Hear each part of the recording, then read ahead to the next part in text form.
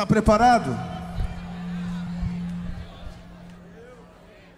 Diga, você está preparada? Para a volta de Jesus. Jesus está voltando, querido.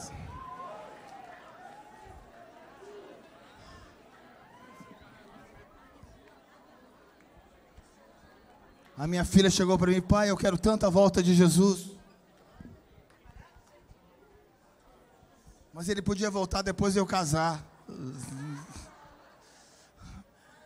Tem alguém aqui que já falou a mesma coisa?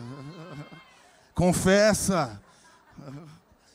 Ai, Jesus, aí você já viveu sua vida, você já tem seus filhos, já tudo grande. A gente não casou ainda, pai. Lá no céu vai ser melhor que casamento, meu querido. Tem gente que fala, tudo bem, mas pelo menos deixa eu, né? Explicar uma coisa é complicado. Aleluia. Jesus, feche seus olhos. Jesus, muito obrigado por essa noite. Não temos palavras para agradecer. Meu Deus. Que Deus é esse que trabalha para aqueles que nele esperam? Senhor, que Deus maravilhoso é esse, Senhor. Eu não sou digno. Nós não somos dignos, Senhor. Tamanho amor, tamanha vida, tamanha revelação. Levante as suas mãos assim, só agradeça. Hoje você não vai pedir nada para Jesus, tá? Pelo menos hoje você não pedir nada para Ele. Não pede nada para Ele. Só agradece a Ele. Vai, Jesus, muito obrigado. Aonde você estaria se você não tivesse entregado a sua vida para Jesus? Onde nós estaríamos? Onde você estaria? Com certeza aqui você não estaria.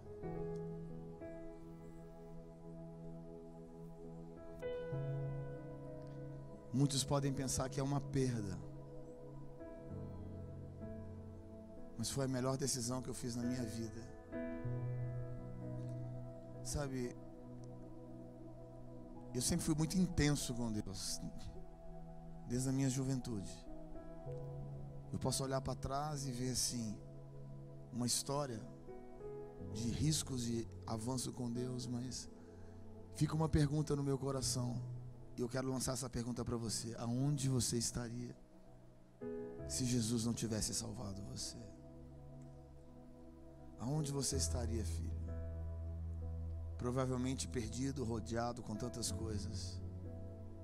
Mas eu queria que você fechasse os seus olhos. Hoje não peça nada. Páscoa é tempo de só gratidão.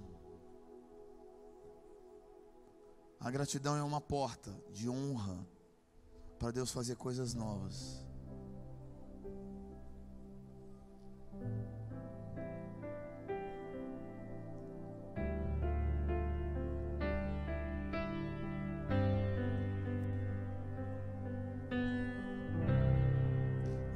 Que seria de mim, Senhor, sem a tua presença? O que seria de mim, Senhor, sem o teu grande amor? O que seria de mim, Senhor, sem a tua presença? O que seria de mim, Senhor, sem o teu grande amor? Eu vagaria por toda a eternidade, de dor em dor, sem te encontrar. Sonhos perdidos em meio a ilusões, buscando uma razão para viver. Eu vagaria por toda a eternidade sem te encontrar. Sonhos perdidos, sonhos perdidos em meio a ilusões, buscando uma razão para viver. Mas o Senhor me encontrou com cordas de amor, você me amarrou. Com profundo amor, Ele me amou. Tu és o meu Deus vivo, meu Senhor, oh meu Deus. O que seria de mim, Senhor, sem a tua presença? O que seria de mim, Senhor, sem o teu grande amor?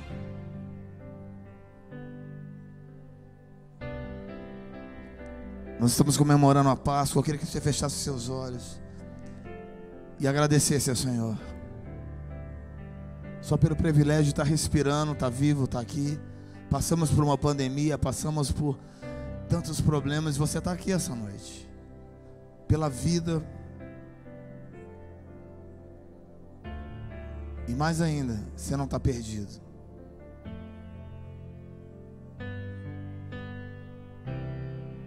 Para onde eu irei sem a tua presença? Para onde fugirei? Para onde estarei? Oh meu Deus, o que seria de mim, Senhor, sem a tua presença? O que seria de mim, Senhor, sem o teu grande amor? Ainda que eu fale a língua dos homens e dos anjos, se eu não tiver amor, serei como um sino que ressoa. Onde está esse texto? 1 Coríntios capítulo 13. Ainda que eu tenha o dom de profetizar e saiba todos os mistérios.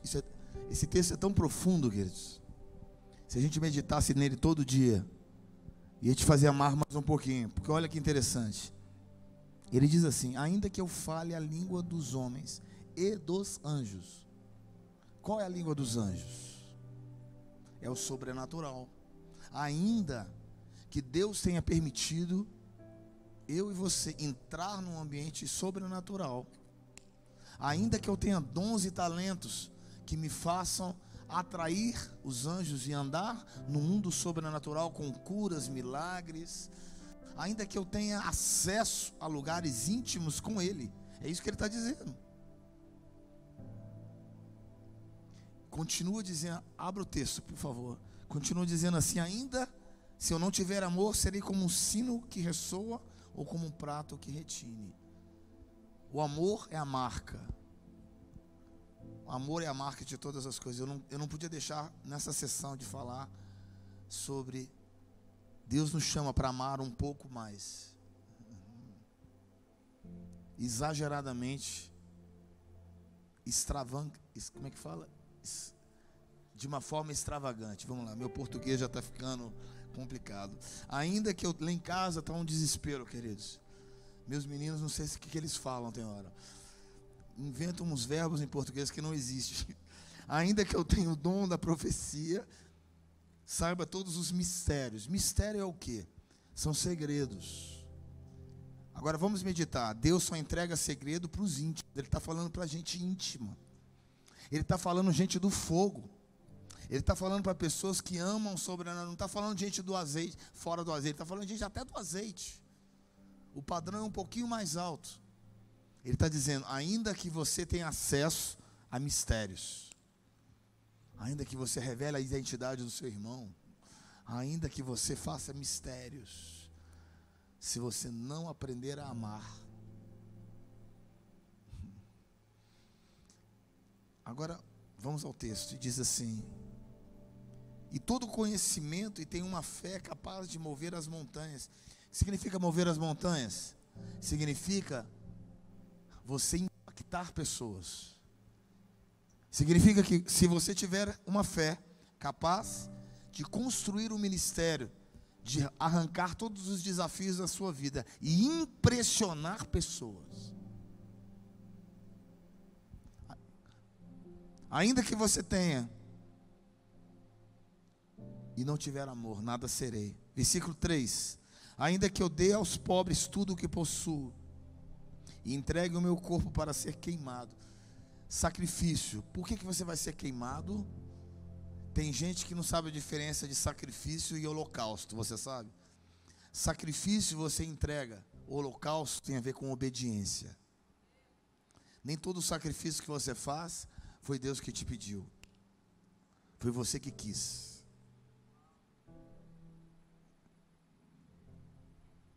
Versículo 4: o amor é paciente, pode ler comigo?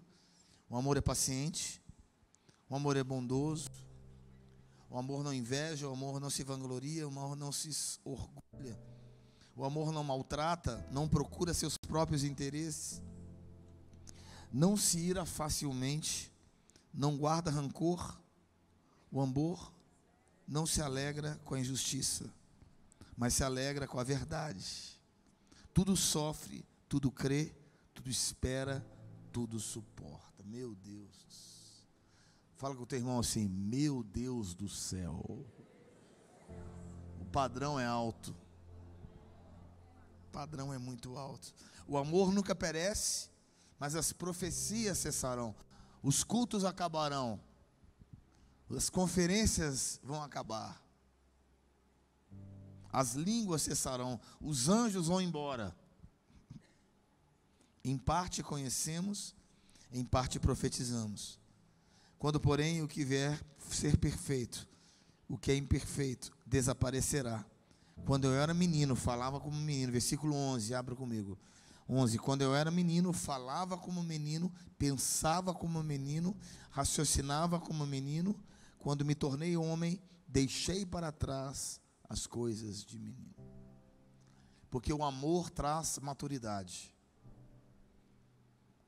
E diz assim: agora, pois, vemos em reflexo obscuro, como um espelho, mas então veremos face a face. Agora eu queria te falar uma coisa. Naquela época, eles não tinham o espelho que nós temos hoje. O espelho que eles usavam naquela época era um espelho todo turvo. Não existia um espelho limpo que você olha lá, que você, hoje em dia, luz, tá, se aperta, tem luz de cima, por dentro, do lado. Você vê até a sua espinha, né, lá dentro. Naquela época não. Os espelhos eram turvos, eram distantes, as pessoas não se enxergavam. Então hoje a gente vê como espelho. O que ele estava querendo dizer é que tudo na vida tem um outro lado. Tem sempre o outro lado da história. Diga para seu irmão assim: você tem uma parte da verdade. Se nós construirmos um evangelho na qual nós entendemos que nós somos incompletos sem a verdade do irmão, somos incompletos sem a outra parte que nos faz ver o que eu não consigo enxergar. E diz assim: assim permanecem a fé, a esperança e o amor, mas o maior é o amor. Um outro texto que eu acho maravilhoso está em Filipenses capítulo 3, se você conseguir abrir, diz assim, versículo 10, está associado a esse texto, Filipenses 3:10, quero conhecer a Cristo, fala comigo, eu quero conhecer a Cristo, eu preciso conhecer esse outro lado do amor, que eu não tenho, quero conhecer a Cristo e o poder da ressurreição. Existe um poder que emana da verdade, e diz assim, e a participação dos seus sofrimentos, tornando-me como ele na sua morte, para de alguma forma alcançar a ressurreição dentre os mortos. Quem está falando aqui, meu querido, é nada mais, nada menos do que o apóstolo Paulo. E esse homem, apóstolo Paulo, ele escreve, eu quero ainda conhecer a Cristo, para de alguma forma eu poder, vamos ao texto? Volta lá, por favor, me ajuda aí, versículo antes, de alguma forma alcançar isso, alcançar a ressurreição. De alguma forma, a gente tem uma coisa no meio evangélico, de tomar posse da salvação, sendo que a gente precisa construir a nossa salvação. Não estou pregando nada além da graça de Deus, tá? Você é salvo pela graça, mas o aperfeiçoamento da sua salvação. Você é salvo imediatamente quando você aceita Jesus, mas você é aperfeiçoado. O que o apóstolo Paulo está dizendo é, nós precisamos aperfeiçoar a nossa salvação. Nós precisamos desenvolver, em outro texto fala, desenvolva a sua salvação. E aqui o apóstolo Paulo está dizendo, olha, no final da sua vida ele está dizendo assim, de alguma forma, eu quero alcançar a ressurreição. Versículo 12, não que haja obtido ainda, olha o versículo 12, queridos, não que eu já tenho obtido tudo isso, ou que tenha sido, quem está falando é o apóstolo Paulo, mas prossigo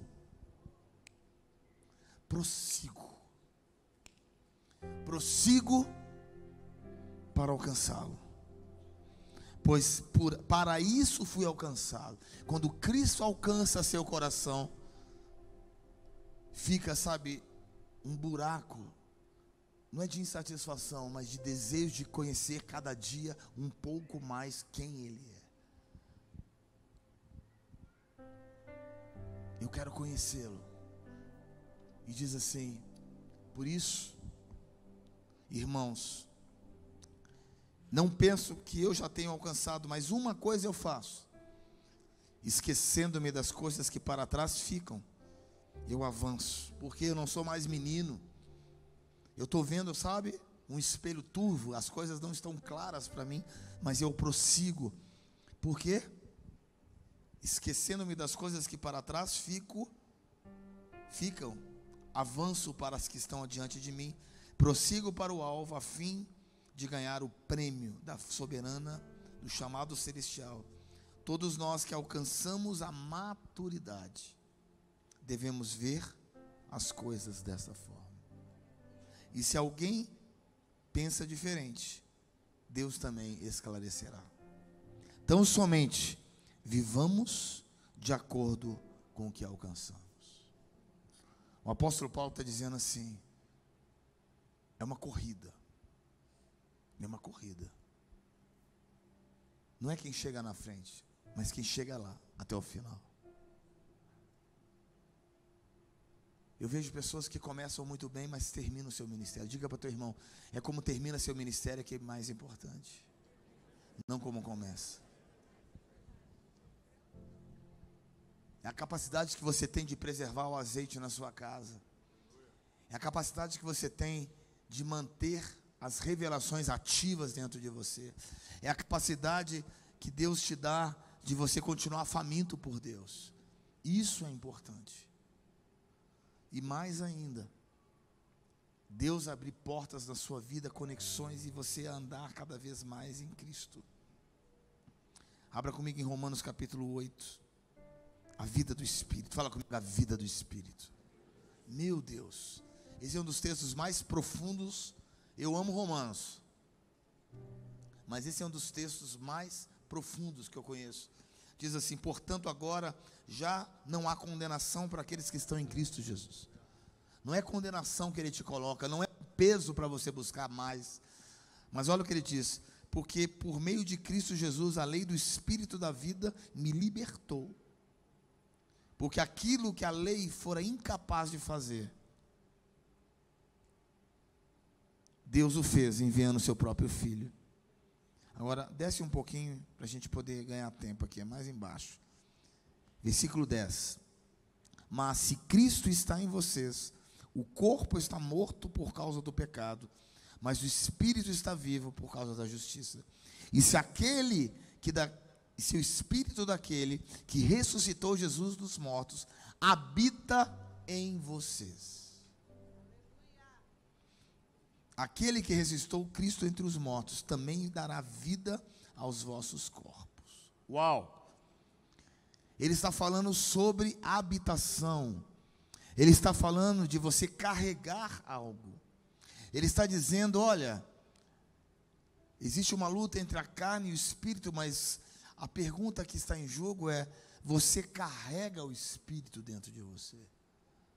Você é batizado com o Espírito Santo? Você carrega o Espírito Santo? Você é a habitação para o Espírito? É isso que ele está dizendo. Versículo 12: portanto, irmãos, estamos em dívida, não para a carne, para que vivamos sujeito a elas. Pois se vocês viveram de acordo com a carne, morrerão. Mas se pelo Espírito, se você carrega o Espírito, preste atenção. A gente não ensina muito isso na igreja, mas você tem que estar carregando o Espírito dentro de você. Porque é esse Espírito que vai te ajudar a você vencer o seu pecado. E você ter vitória na sua vida. E mais ainda diz assim, olha: o próprio Espírito testemunha a nosso espírito que somos filhos de Deus. Se somos filhos, somos herdeiros. Herdeiros de Deus e co-herdeiros de Cristo. Agora versículo 18, abra comigo. Considero que os nossos sofrimentos atuais não se comparam com a glória que há de ser revelada. Quem suporta sofrimento por amor a Cristo é porque já entendeu que você é peregrino estrangeiro nesse lugar. Diga para o teu irmão: você é peregrino aqui. Só um breve momento de tempo você vai estar aqui. E olha aí, continua dizendo assim: a própria natureza, por essa maneira, sabemos que toda a natureza criada geme. E não só isso, mas nós mesmos temos os primeiros frutos. Você precisa gemer de querer santidade dentro de você. Aleluia. Versículo 26.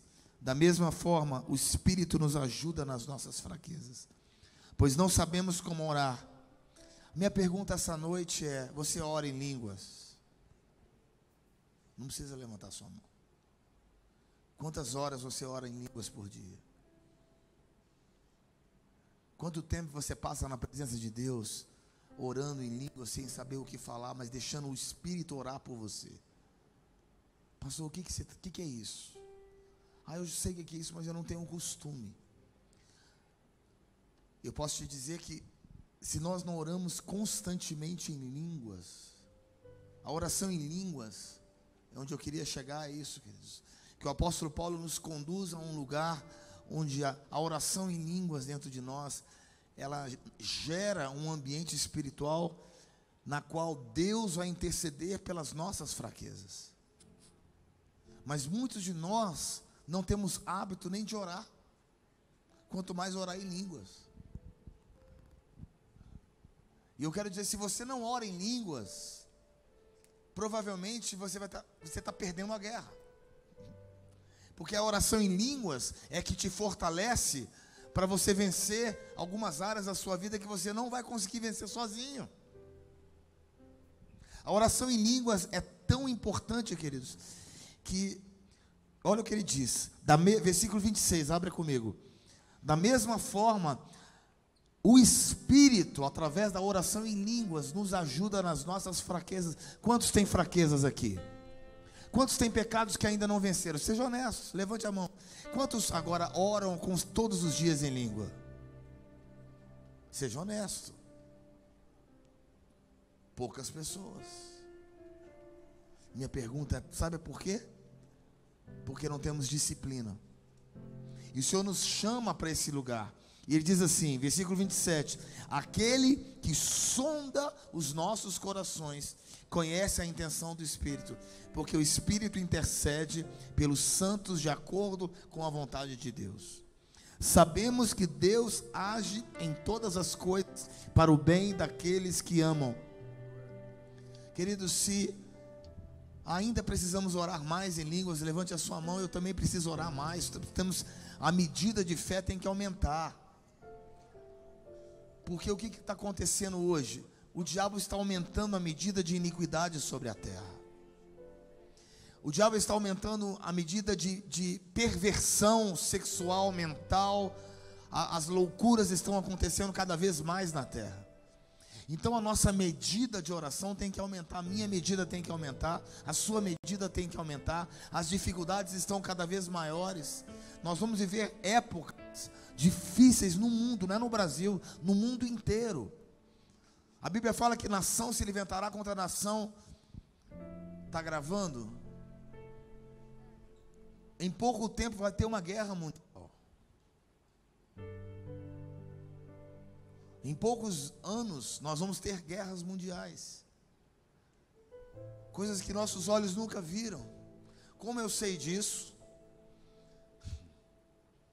Eu convivo com alguns profetas do mundo. E a gente tem ouvido muita coisa que eu não posso nem falar. Depois vocês cortam essa parte. Estamos preparados para uma guerra mundial? Estamos preparados para um tempo como esse? Não é para você ter medo, não. É para você se preparar espiritualmente. Por isso a oração em línguas é um lugar que vai te fortalecer cada vez mais. E eu vou te falar, a oração em línguas, ela vai te chamar para esse lugar de aumento de medida. Fala, eu preciso aumentar a medida. Se eu oro 15 minutos, ore meia hora. Se você ora 1 hora, ore 2. Se você lê a palavra 15 minutos, leia 20, leia 30. Aumente a medida, diga ao teu irmão, aumenta a medida, porque a iniquidade está aumentando mais. Os tempos vão ficar difíceis, queridos. Eu não posso deixar de negar para você. E a palavra que Deus tem falado comigo é: prepara a igreja brasileira para esse novo tempo que virá.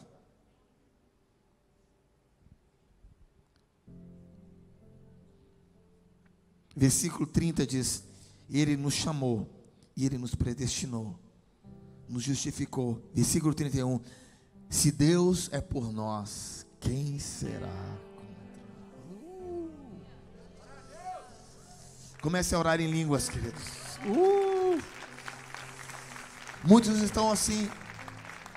Muitos chegaram para mim até aqui. O que vai acontecer com o Brasil? Eu não posso falar algumas coisas. Estou te adiantando algumas coisas a níveis mundiais. Nação vai se levantar contra nação, reino contra reino. A nação onde eu moro vai ser atacada. O mundo está em caos. E esse caos que virá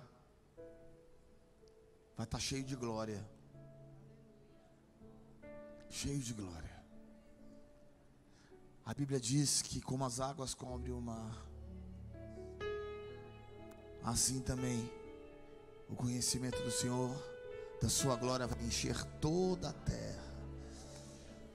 Uma pergunta para você: como, preste atenção, como a terra vai ser coberta com a glória?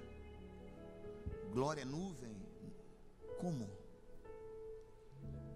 Atos capítulo 1 fala que quando Jesus levou aos céus, uma nuvem cobriu Jesus. Eu amo nuvem. Essa nuvem que encobriu Jesus, a mesma nuvem que estava no tabernáculo,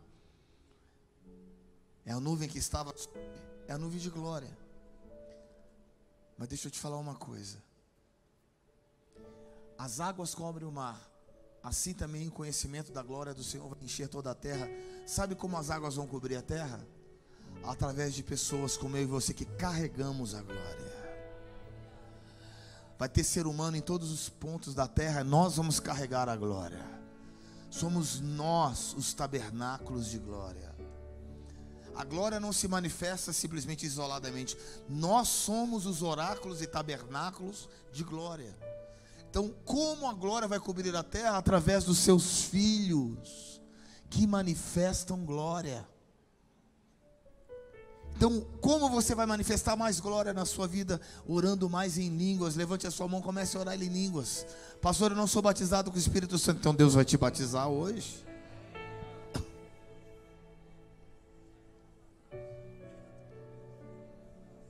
Você é chamado para um lugar mais alto, querido.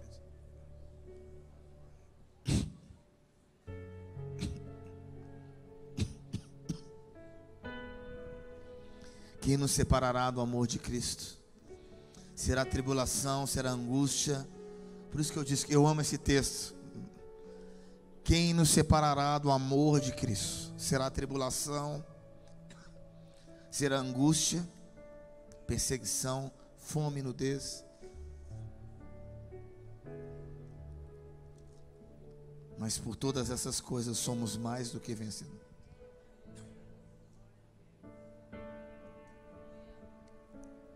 O Senhor nos chama para sermos portadores de glória.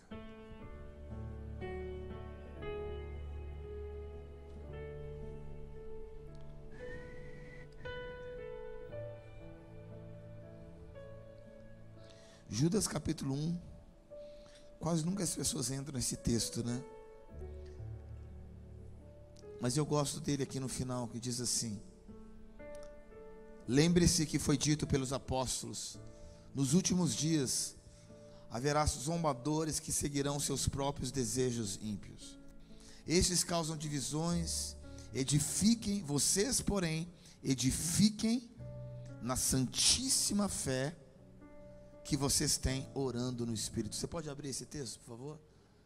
Judas capítulo 1. Só tem um capítulo mesmo. Não procure capítulo 2, que não está lá.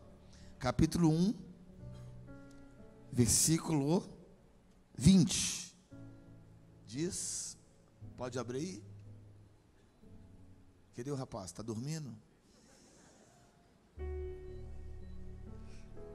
Edifiquem, pois, acreditem, está escrito.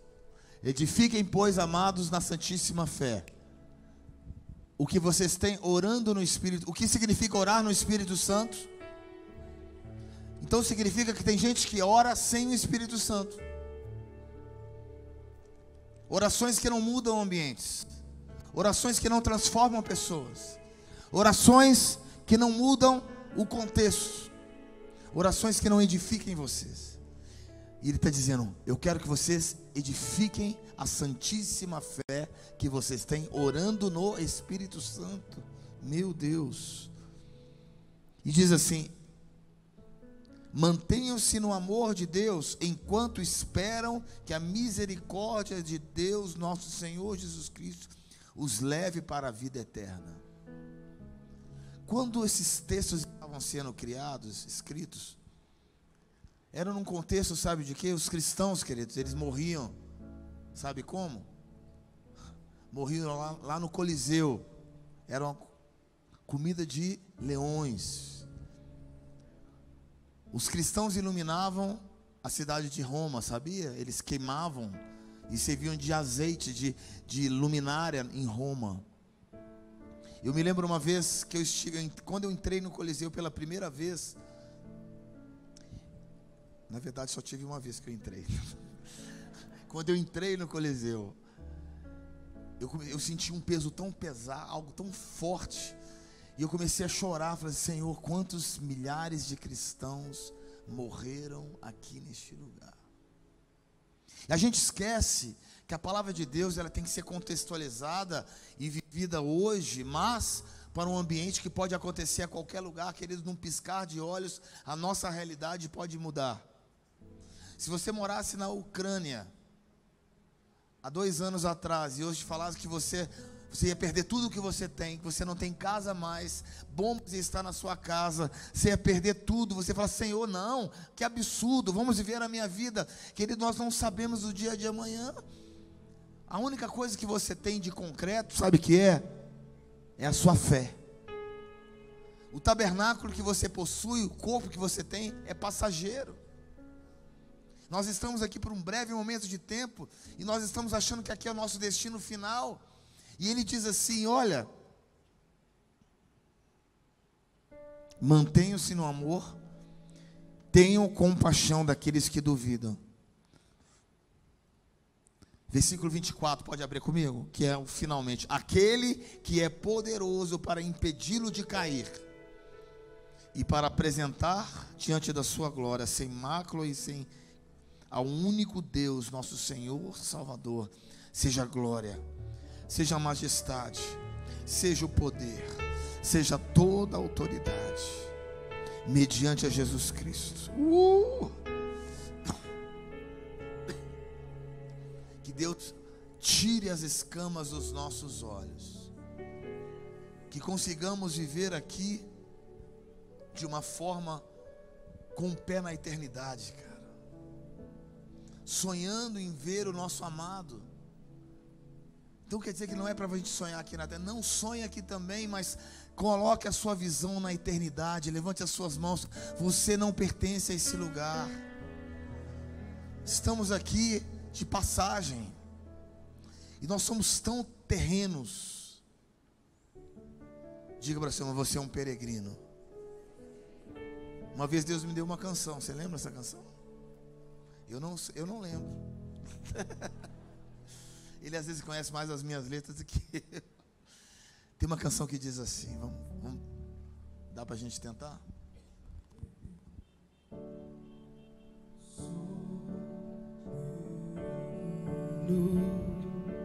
Estrangeiro neste lugar, o mundo não me entende, isso não me ofende. Sou peregrino, estrangeiro neste lugar, o mundo não me entende, isso não me ofende. Os meus olhos te encontraram, os meus olhos te encontraram, meu coração se rendeu. Tudo que eu procuro, tudo o que eu busco, uma pátria maior, uma pátria maior, uma pátria maior. Repete essa parte de novo. Os meus olhos te encontraram, meu coração se rendeu. Tudo que eu busco. Levante as tuas mãos e diga assim: uma pátria maior, uma pátria maior, uma pátria maior. sim, eu sei que sou diferente, Sim, eu sei que eu sou valente, marcado pela sangue, escaldado sou. a cruz. Minha mensagem não mudou, a minha história não Acabou. Sim, que eu sei que eu sou do céu. Sim, eu sei que eu sou do céu. Sim, eu sei que sou diferente. Sim, eu sei que eu sou valente, marcado pelo sangue, escaldado sou a cruz. Minha mensagem não mudou, minha história não acabou. Sim, eu sei que eu sou do céu. Sim, eu sei que eu sou do céu. Assumido sou pelo teu amor. Consumido sou pelo teu amor. Consumido eu sou pelo teu amor.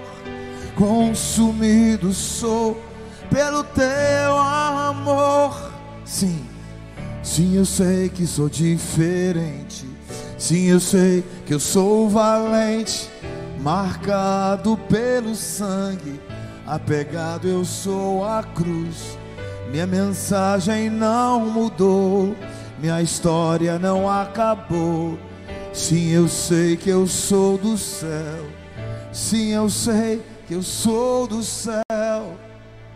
Levante as suas mãos assim para Ele. Enquanto a gente não sair de um ambiente e entrar em outro,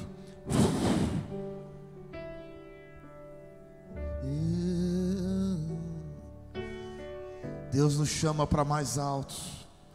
Tira os seus olhos da terra. Tira seus olhos da terra. Igreja, tira seus olhos daqui. Tira seus olhos daqui.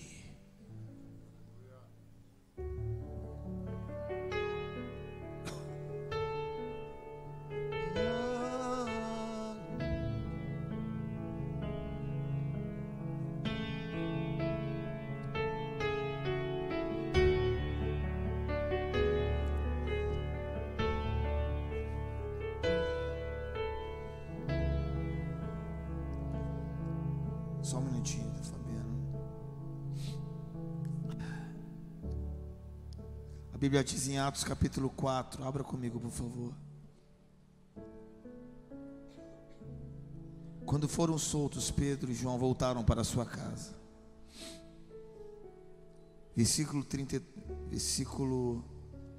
Capítulo 4, versículo 32. Da multidão dos que creram, era a mente e o seu coração um. E eu fico pensando, será que a gente vai conseguir viver isso de novo?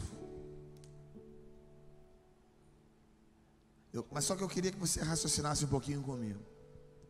Se Deus, nós acabamos de dizer que Ele é poderoso para completar todas as coisas, você acha que Ele vai completar uma obra menos do que Ele começou? Você acha que a história da igreja, quando eu falo história da igreja, nos próximos anos, 10, 15, 20 anos, se isso acontecer, será que você acha que vai ser menos do que aconteceu em Atos capítulo 2, ou Atos dos Apóstolos? Pois eu acho que se o nível de glória era alto em Atos, o nível de glória na igreja final vai ser maior. Por outro lado, a Bíblia assim diz: por se multiplicar a iniquidade, o amor de muitos ia se esfriar. Assim será também como nos dias de Noé. Mas vamos voltar então ao texto em Atos capítulo 4. Fala, olha como era a comunidade, como eles viviam. Esse é o mínimo do que vai acontecer, porque é daqui para mais. Não é daqui para menos. É daqui para mais. A multidão dos que creram tinha uma só mente. O que significa ter uma só mente? Foco, propósito, identidade, glória, presença.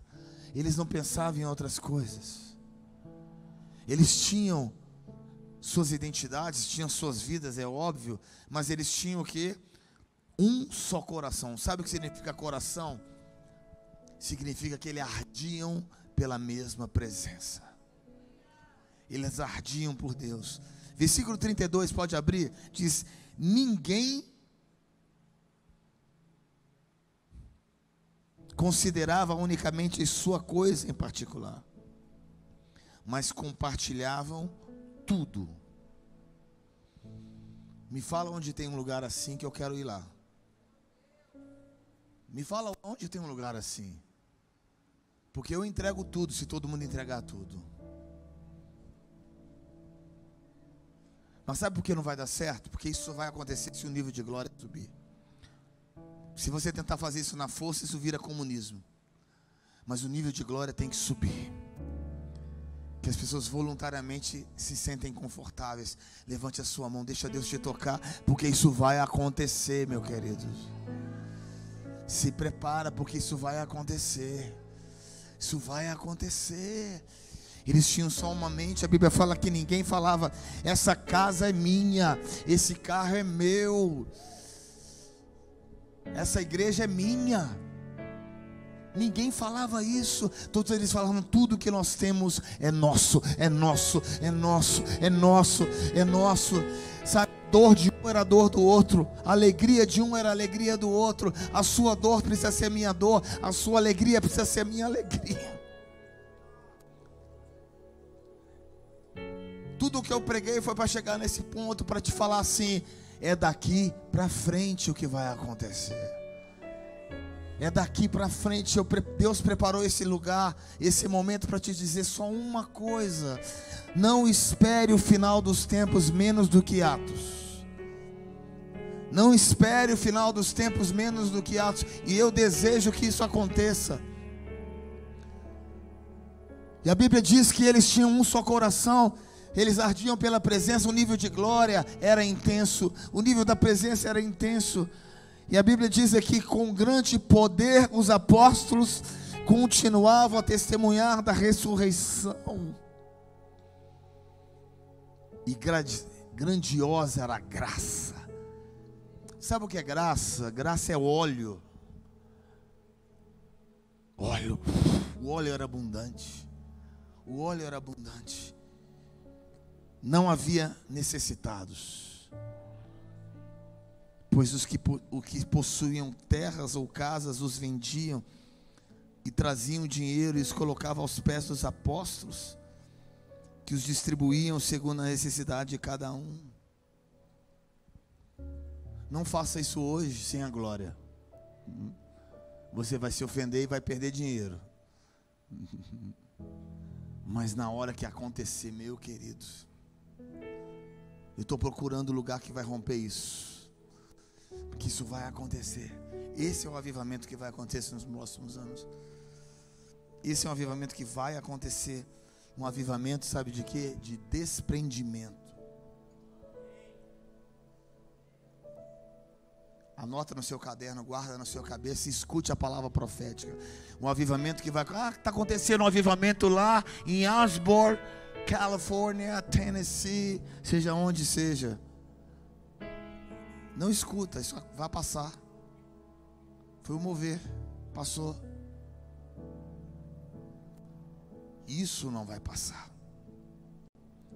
Quando nós conseguimos nos desprender da terra, nos descolar dessas coisas, esse vai ser o maior avivamento nos próximos anos. Assim diz o Senhor. Aí nós vamos nos despegar. Aí, sabe, eu gosto da palavra despegar. Tem alguém que fala espanhol? A palavra despegar em espanhol também significa decolar. Que quer dizer que nós vamos decolar para um lugar maior se nós despegarmos da terra. Se nós sairmos daqui, Deus nos leva para outro lugar. Enquanto a gente está aqui, Deus não pode nos levar. Mas o nível de glória que nós vivemos hoje, por isso que nós precisamos de perseguição.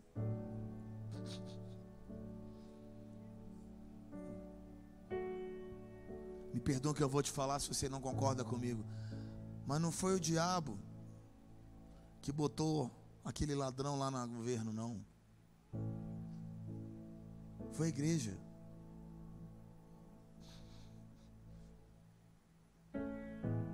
Sabe? Tudo que Deus faz tem a ver com a igreja.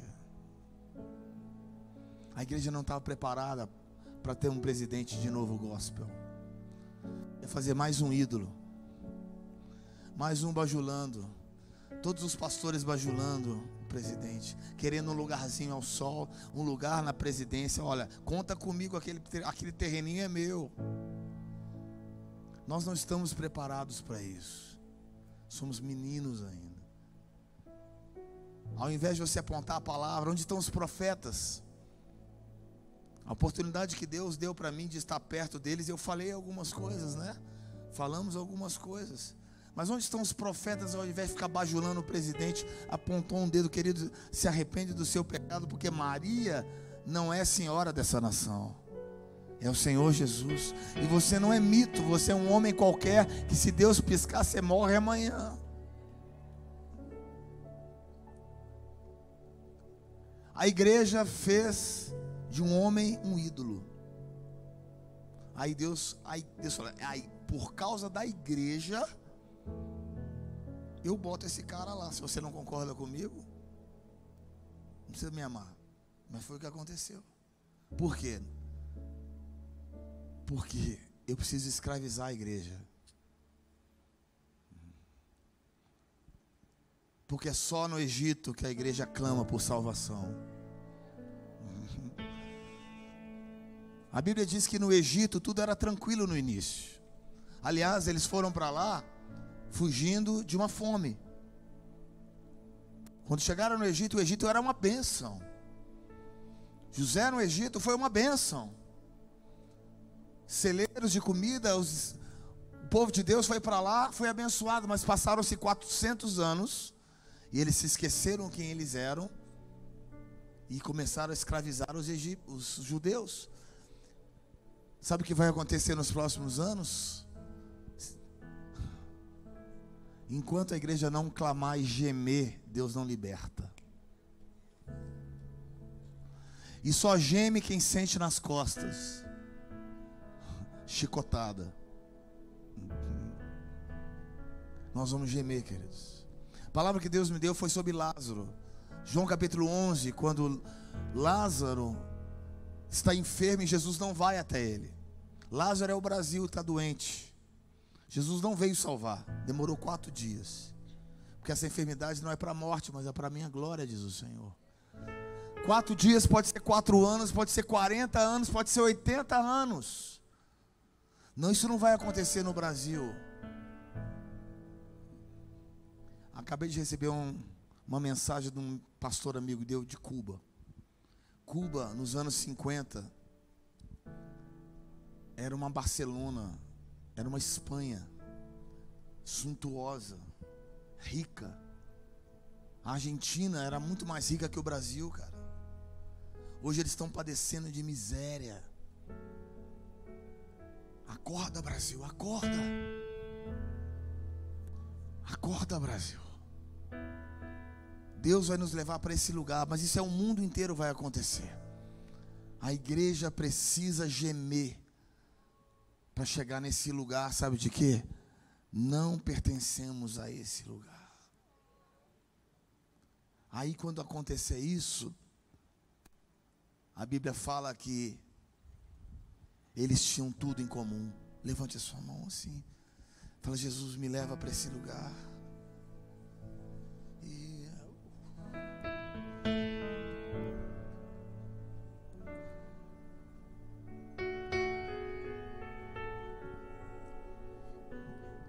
Que o Cordeiro receba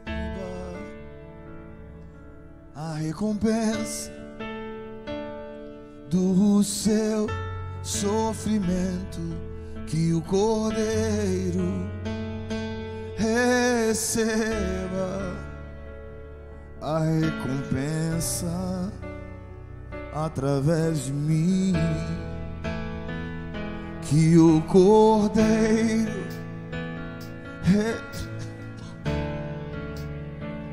a recompensa dos seus sofrimentos. Que o Cordeiro receba a recompensa através de mim. Quantos conhecem a história dos moravianos? Quase ninguém. Você conhece a história dos moravianos? Os moravianos, eles eram um grupo que moravam na Europa, entre a divisa da Tchecoslováquia e Alemanha. 1800 e pouco. Eles, fugindo de perseguição, se instalaram naquele lugar. E um homem chamado Conde Zinzendorf, estava tentando lembrar o nome dele, e ele deu as terras para esse povo. E esse povo foi o primeiro povo cristão que orou 24 horas. Vocês têm 24 horas de adoração. Isso não é coisa comum, não. Isso naquela época, em 1800, eles começaram a orar 24 horas. E Deus começou a fazer algo lindo. Um avivamento aconteceu ali com os moravianos. E eles começaram a enviar missionários por todos os lugares do mundo. E em determinado momento, 2 jovens, 18, fala comigo, 18 anos. Se fosse meu filho, eu morria, mas chegaram dizendo assim para eles: olha, nós tivemos uma direção de Deus de ir para uma ilha escrava, e a única forma da gente entrar, só tem escravos lá naquela ilha, para pregar o evangelho lá. A única forma de entrar ali é se a gente abrir mão da nossa liberdade, a gente se tornar escravo. E aí eles, brancos, se entregaram como escravos para pregar o evangelho. E na hora que eles estavam entrando naquele barco, o conde Zinzendorf disse: não façam isso, que loucura, por que vocês estão fazendo isso? Aí eles falaram assim: a gente está fazendo isso para que o cordeiro que foi morto receba a recompensa através do meu sacrifício.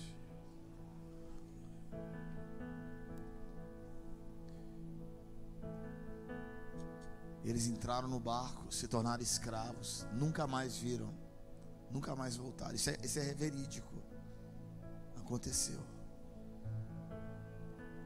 A gente ouve as histórias da igreja, e eu não quero ouvir as histórias da igreja moderna. Não quero mais ouvir a história das igrejas church. Não quero mais ouvir a história das igrejas de cara de parede preta. Sabe o que eu quero? Eu quero que o rei receba a recompensa da minha vida. Feche os seus olhos, queridos. Você só tem uma vida para viver para Jesus. Não tem duas. Você só tem uma vida. Mentiram para você, o mundo, que você tem duas vidas. Você só tem uma vida para viver. Entrega a sua vida para Ele. Não entrega quando você tiver seus 50 anos. Não entrega quando você tem 15, 16. Uma história para você construir para Ele.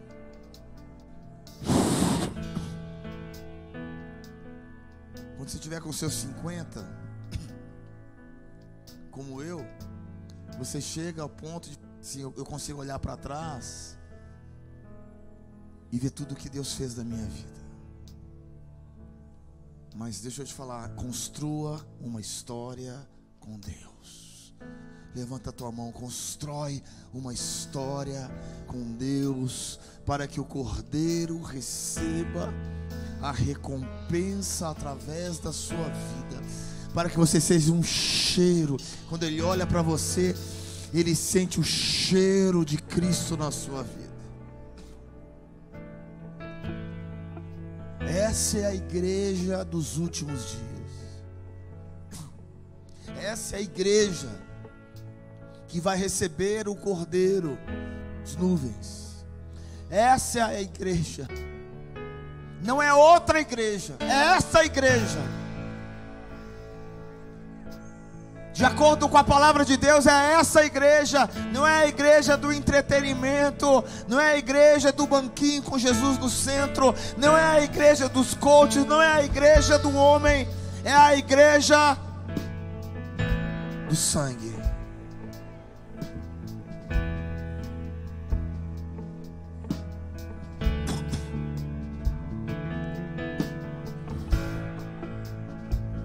Que o cordeiro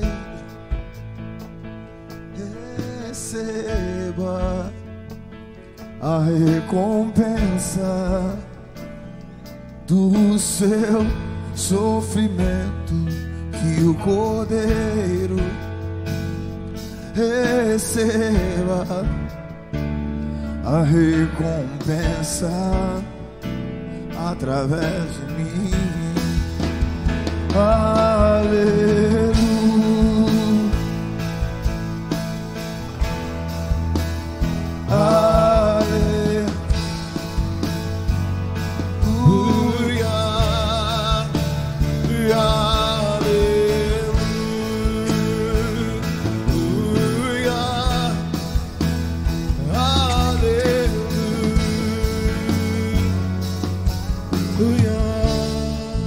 Hebreus 11 diz: o mundo não era digno desses homens.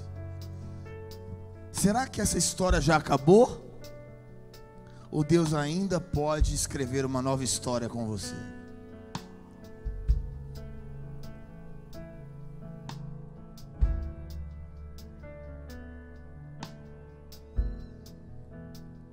Eu quero terminar com um texto na palavra de Deus que diz assim, 2 Tessalonicenses capítulo 2,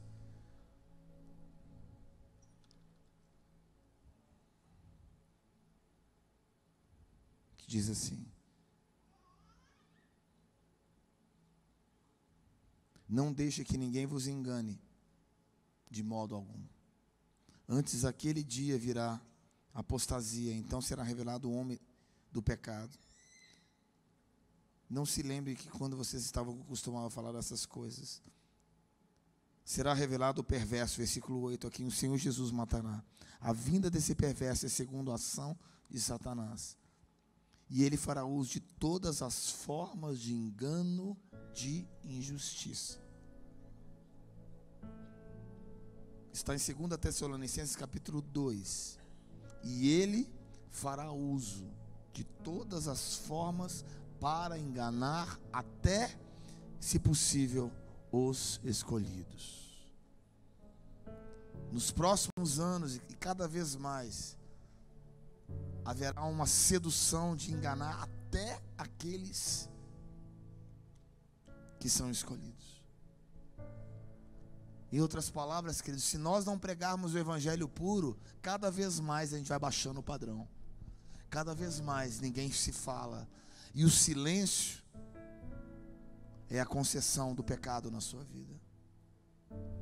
Abra sua Bíblia em Malaquias, no finalzinho do capítulo. Aí você vai ver o quê?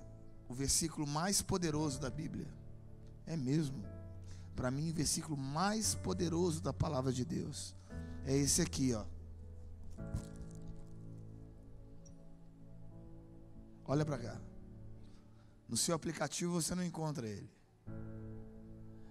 O silêncio de Deus é quando Deus para de falar.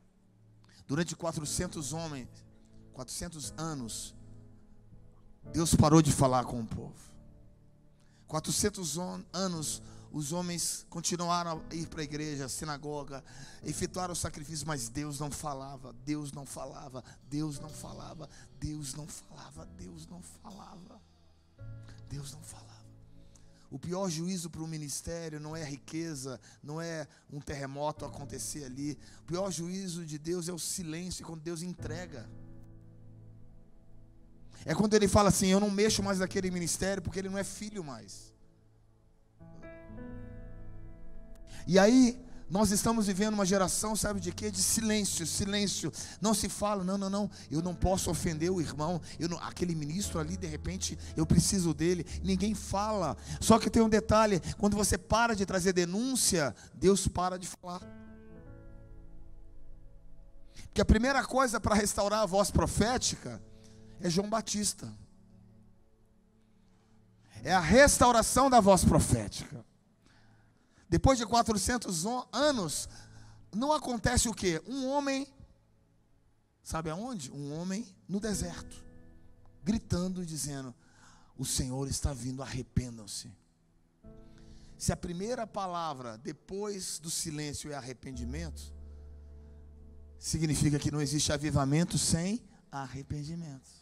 Fique de pé no seu lugar, levante a tua mão, fala assim: não existe avivamento sem arrependimento. Não existe avivamento sem arrependimento. A gente está chegando na Páscoa, mas deixa eu te falar uma coisa: o que Deus, o Brasil, você olha de perto, silêncio. E Deus está dizendo assim: tem que ter denúncia. Sem denúncia, não tem voz profética. Aí quando você traz a denúncia, sabe o que acontece? Ele começa a aparecer. Ele começa a aparecer. Ele começa a aparecer. Levante as suas mãos assim: Senhor, batiza-me com desejo por teu fogo, Senhor. Batiza-me com desejo por teu fogo. Batiza-me com desejo por teu fogo.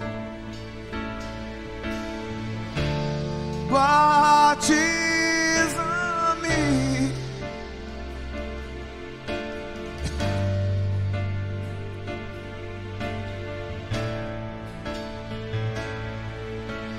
para que eu não me ofenda, para que eu não me ofenda, para que eu não me ofenda quando tudo se perder. Para que eu não me ofenda, para que eu não me ofenda, para que eu não me ofenda quando tudo se perder. Tem duas coisas que eu quero falar para você. Mateus capítulo 24, quando os discípulos estavam lá, Jesus saiu ao templo e os discípulos ficaram impactados com a suntuosidade do templo. A gente se impressiona com os templos, a gente se impressiona com as mãos humanas, e os discípulos também se impressionaram. Jesus falou assim: nenhuma pedra vai ficar aqui. Diga para o teu irmão: aquilo que é aparente passa. Jesus se importa com o eterno. Os discípulos falaram: que templo maravilhoso. Jesus disse: não vai ficar pedra sobre pedra. A gente fica impressionado com o aparente.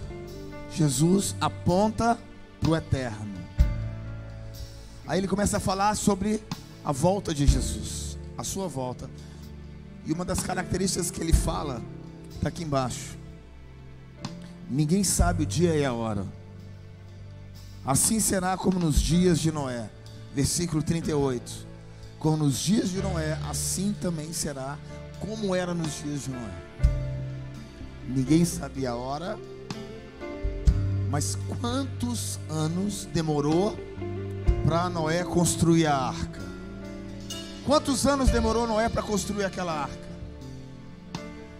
Deixa eu te falar uma coisa, queridos. Muitos anos. Eu acredito que ele tentou achar, muita gente vai entrar, muita gente vai acreditar, mas eles não acreditaram. Tem muita gente que não acredita que Jesus vai voltar. Mas e se ele voltar essa noite?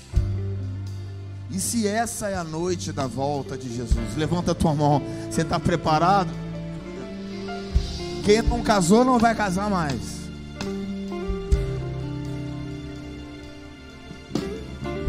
Gabriela, o filho vai aparecer, vai subir direto. As grávidas, vai falar que as crianças vão ser levadas. Meu Deus, Jesus está voltando, queridos. Jesus está voltando. Assim será a volta do Filho do Homem. 2 homens estarão no campo. Um será levado e o outro vai ficar.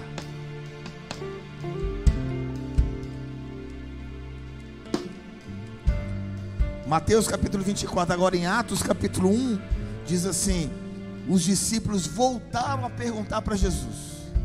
Preste atenção. Olha como é que nós somos. Olha como é que nós homens, nós somos preocupados com a terra. Nós sempre tentamos puxar Jesus para a terra, e Ele está sempre puxando a gente para. Mateus capítulo 24, eles ficam impressionados com o templo, e Jesus disse: não vai ficar pedra sobre pedra. Atos capítulo 1, os discípulos chegam para Jesus dizendo assim: quando o Senhor vai restaurar o reino para Israel? Novamente queriam colocar Jesus nos problemas da terra. Sabe o que Jesus respondeu? Não cabe a vocês essas coisas. tempo pertence a Deus. Sabe de uma coisa, queridos? O seu coração precisa ser capturado pela eternidade. Quantos já ouviram falar sobre aquele pregador que pregou sobre o Deus irado? Os pecadores na mão de um Deus irado. Os homens, isso é avivamento que precisa voltar sobre a face da terra. É a gente restaurar o altar do arrependimento. Eu quero terminar essa noite dizendo assim: Deus está restaurando um altar no Brasil. Deus está restaurando um altar no Brasil. Qual é o altar? O altar do arrependimento. O altar do arrependimento. Sem arrependimento não há salvação. Sem arrependimento não há a volta de Jesus nos nossos corações. Ele está nos chamando para esse lugar.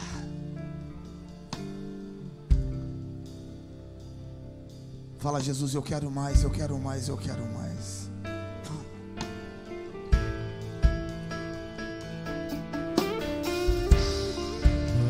Batiza-me com desejo do teu fogo. Batiza-me com desejo ardente do teu fogo. Batiza-me.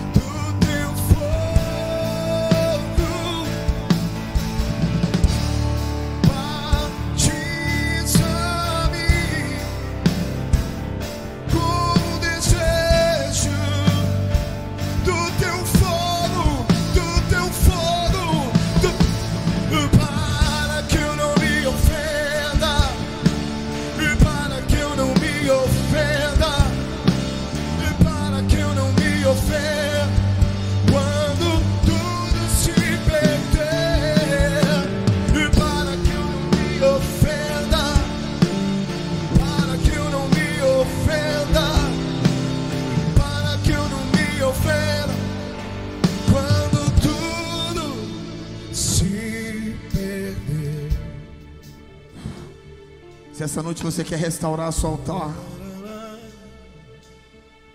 de santidade ao Senhor, e quer entregar a sua vida para Jesus, ou quer reconhecer que você não está vivendo uma vida de acordo como você deveria viver, quero te convidar a você levantar a mão onde você está. Vocês que levantaram a mão, vem aqui na frente, eu só quero orar por você. Vem, corre. Deus quer restaurar a sua vida, queridos. O seu altar, vem cá, todo mundo. Vocês que levantaram as mãos, vem aqui. Nós queremos pedir que o sangue do Cordeiro possa nos cobrir. Hoje é dia de salvação. Hoje é dia de arrependimento. Senhor, muito obrigado por essas vidas, Senhor. Obrigado, Deus, porque há um reconhecimento, Senhor. Senhor, nós queremos apresentar cada um aqui, Senhor. Cristãos e pessoas que nunca conheceram o Senhor, ou pessoas que estavam aqui na igreja, mas que de uma certa forma não estavam vivendo a plenitude do Evangelho. E essa noite, Deus, o Senhor está escrevendo o nome deles no livro da vida. Essa noite o Senhor está chamando eles para um nível mais profundo. Oh Deus, eles estão restaurando um altar diante de Ti. Repita essa oração comigo, fala: Senhor Jesus. Mais alto: Senhor Jesus, eu entrego a minha vida. Restaura o altar na minha vida. Me perdoa, Jesus, por todos os pecados na minha vida. Eu me arrependo essa noite. Lava-me com teu sangue. Escreve meu nome novamente no livro da vida. Eu creio Fala mais alto, eu creio. Fala mais alto, eu creio que Jesus morreu naquela cruz para lavar e para me limpar dos meus pecados. E eu recebo pela fé esse sacrifício. E a partir de hoje eu sou uma nova criatura. As coisas velhas ficaram para trás. Eis que tudo se fez novo. Tudo é novo. E a partir de hoje eu quero viver só para ti, Jesus. Coloca a eternidade no meu coração. Eu me arrependo. Lava-me com teu sangue. Sou uma nova criatura. Dê um forte aplauso ao Senhor. Aleluia!